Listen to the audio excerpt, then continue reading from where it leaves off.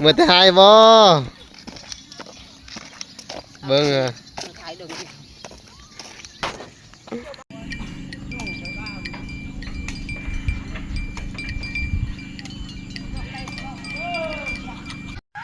นี่คือวิธีชนบททุกคนเบิ่งเด็กน้อยฮะ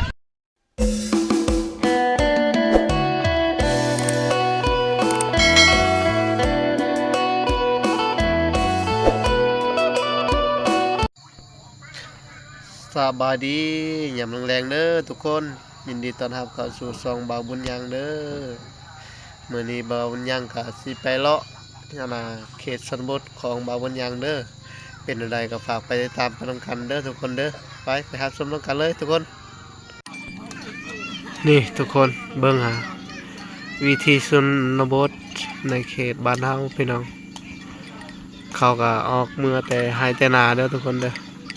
เขากำลังแบกแบกของแบกฟืนพี่น้องเอามาดังไฟแหละเห็นป่ะอ้าวเมื่อถ่ายบ่เบิ่งอ่ะ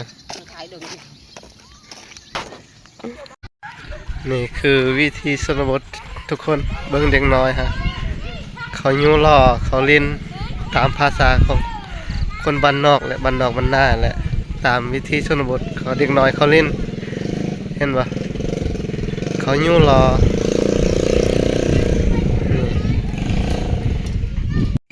อันนี้คือจะเป็นกีฬาในเขตชนบทนะทุกคนเบิ้งเขาตีฮะเขาตีไปตามภาษาของชนบทเขาไม่ได้เก่งปานใดเลจูเลย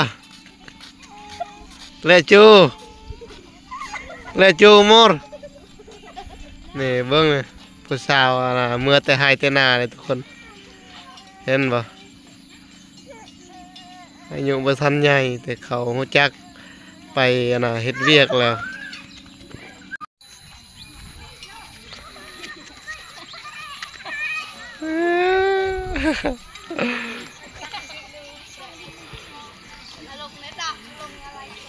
เห็นปะ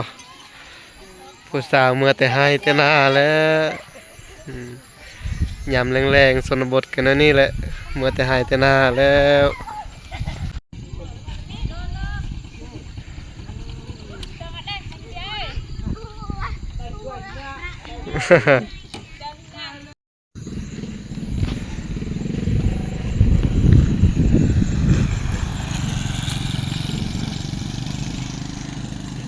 ยามแรงทุกคนเบิ่ง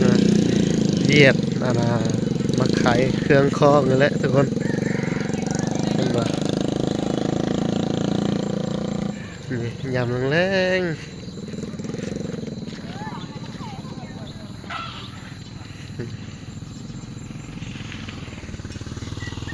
นี่ผู้สาว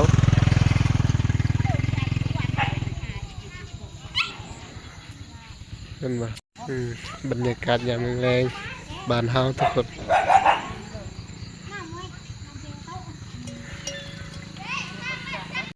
นี่บางคนรถหายไปหน้าเห็นบ่เขาแก่ข้าว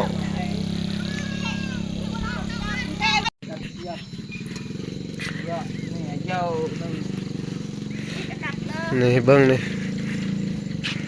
เขาแก่นี่ฮอดบ่ลอยโลคือสิฮอดอยู่ดอกเขาแก่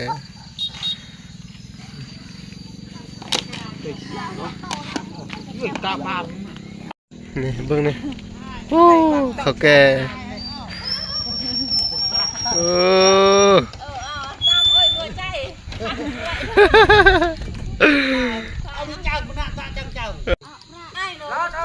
เบิ่งมันเขาแก่เลย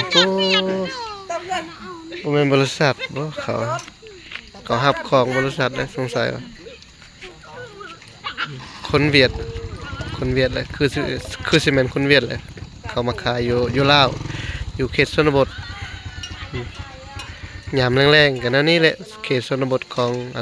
บ้านเฮาเห็นปะ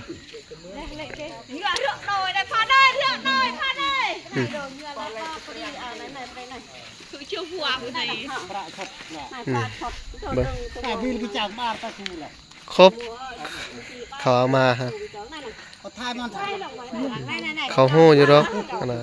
เรื่องเอา ว่าอันน่ะอยู่เขตชนบทเขาบ่มีดอกนั่นนี่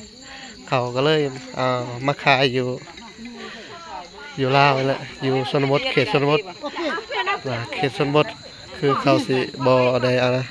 บ่เข้าเมืองบ่ ก็ไปแฝดก่อน บางเงินไหน นั่นสัตว์ เอาไปถ่ายเมื่อจบดี เ